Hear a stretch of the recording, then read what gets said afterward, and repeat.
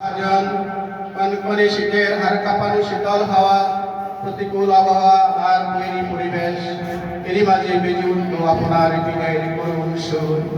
দীর্ঘদিন অত্র মাদ্রাসায় সহকারী শিক্ষক হিসাবে দায়িত্ব পালন করার পর আজ আপনার অবসর গ্রহণের দিন। বিদায়ের এই দিনে শত কথা হৃদয়ে ফুটে ভেসে ওঠে। গীতিময় স্মৃতিময় অতীত শুধুই হৃদয়কে সম্পৃক্ত করে। এরপরেও নিয়মগত কারণে আজ আমরা আপনার বিদায় অনুষ্ঠানের আয়োজন করেছি। আমাদের হৃদয়ে আজ এক অসহনীয় যন্ত্রণার নির্মম বাস্তবতা।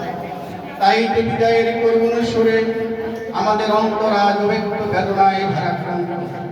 আমাদের হৃদয়ে মন আজ বিষণ্ণতায় আচ্ছন্ন, আমাদের চোখ আজ অশ্রু ঝলঝল। হে মহান শিক্ষাগুরু, প্রাণের জাগরণে তুমি দিশারি, উদ্ধশিরে তুমি বরেণ্য, তুমি অজয়, তুমি নবশতকের পানীয়। নবীনদের অন্তরে শিখার কালো জালবার মহান দায়িত্ব নিয়ে একদিন যে পথে আপনার যাত্রা শুরু হয়েছিল, অবসর গ্রহণের মাধ্যমে আপনি সেই পথের প্রান্তে উপনীত হয়েছেন। কিন্তু এর মাঝে জ্বালিয়ে দিয়ে গেছেন অগণিত অন্তরে জ্ঞানের স্নিগ্ধ আলো। মানুষ গড়ার কারিগর হিসেবে সুনিপুণ হাতে গড়ে তুলেছেন অগণিত জ্ঞানের আধার। আমাদের আজ অগ্রজ হিসেবে অনেকে আজ শতকোষ দূরে থেকেও আপনার মতো মহান কর্মীকে শ্রদ্ধা ভরে স্মরণ করে। তাদের অনুযায়ী হিসাবে আমরাও আপনার প্রতি পরম শ্রদ্ধায় অবনত। হে নিরলস শিক্ষাগুরু, প্রতিষ্ঠানের সার্বিক দায়িত্ব পালনে আপনি ছিলেন নিরলস। তাই তো আপনার প্রতিটি দিন ছিল কর্মমুখর।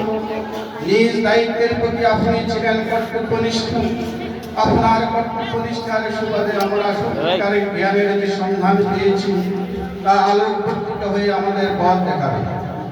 আপনার স্নেহ আমাদের স্মৃতিপটে চিরভাস্বর হয়ে বিরাজ করে। হে মহানুভব, আপনাকে বিদায় দিতে গিয়ে আমাদের আজ কান্নার ধ্বনি না হলেও আমাদের কণ্ঠ আজ বাকরুদ্ধ, আমাদের চোখ আজ অশ্রুসজল। স্নেহভাজন হিসাবে আমরা আপনার কাছাকাছি ছিলাম।